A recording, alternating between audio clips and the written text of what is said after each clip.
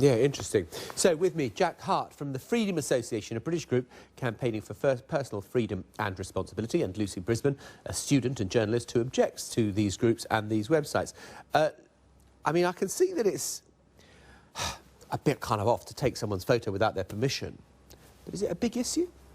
I think it's a big issue when something like this begins to change people's behaviour, such as with the Women Eating on Tubes page, which led people like me to sort of think, oh, I don't actually want to eat on the tube in case these 20,000 people that like this page on Facebook are going to be out there taking my photo and putting it up on a page. I think there's a reason they don't ask your permission, because it's not for a positive reason. Yeah, and I think you've had your own picnic on the tube as a kind of protest, the sort of, you know, to sort of poke some of these people in the eye a little bit, and I think we can look at some of the pictures that you had. Yeah, there we go. Are these some of your...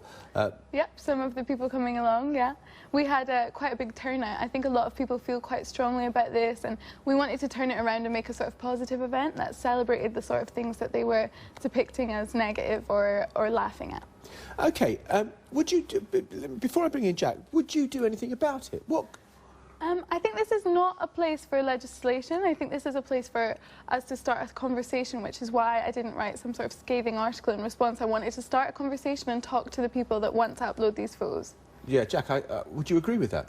I actually would agree with that. I think one of our big concerns is this might end up being a catalyst so people feel entitled to call for more restrictions and more legislation and prevent people from taking photographs in public places. But don't you think there is something to be said for privacy, and that people have a right to that being protected? And if you say they have a right to have that protected, well, then legislation is the obvious solution.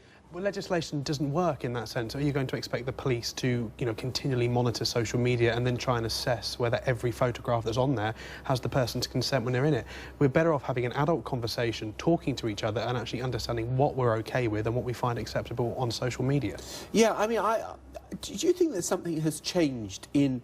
Because everyone has got a phone which has got a camera facility on it, you don't have to pay for processing, that people are just doing that the whole time. I mean, I kind of sometimes think people go through life never experiencing anything except through taking a photo of whatever it is that's happening. Yeah, and I think this is a relatively new problem, because never before have people had cameras on them all the time or access to thousands of people to share it with.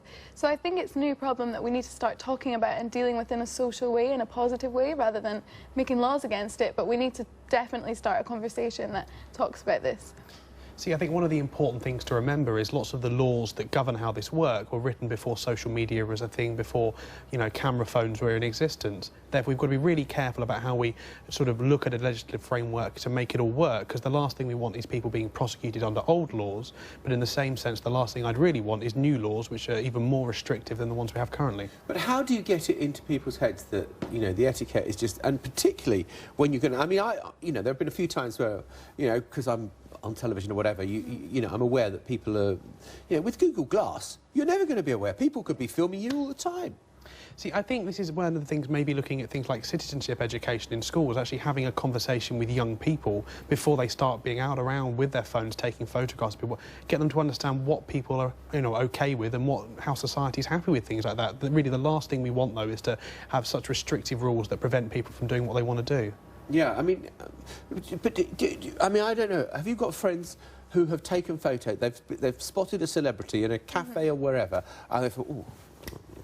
Yeah, I think we all take photos all the time, and I think it's kind of a new thing to start thinking about it and thinking about where that photo is going to be used, how it's going to be used, and I think it's really important to address it as a problem. I've definitely taken photos of people before, but this has made me sort of start to think about it and start to think about whether that's okay. I just want to ask you one other thing, Lucy. Do you think there is a sort of sexual menacing side to this as well?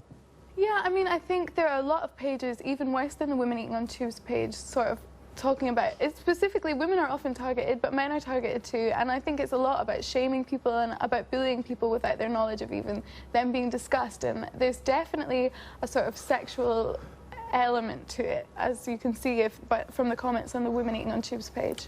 Jack, there's been a whole debate here on public figures and what the right to privacy is.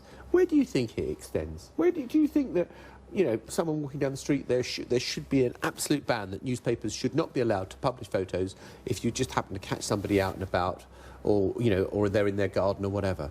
Well, no, because what really concerns me is if you have an absolute ban like that, is where does it go? Where does it end? At what point do you say that you can take photographs? It really is, I think we need to be sort of slightly more grown up about this and discuss, and also just accept socially when we think things are okay. It really is crazy to do. You know, OK, and we're going to stop it there because those hands are going and making me feel claustrophobic. They've been coming towards me all the way through that discussion. Both of you, thank you very much.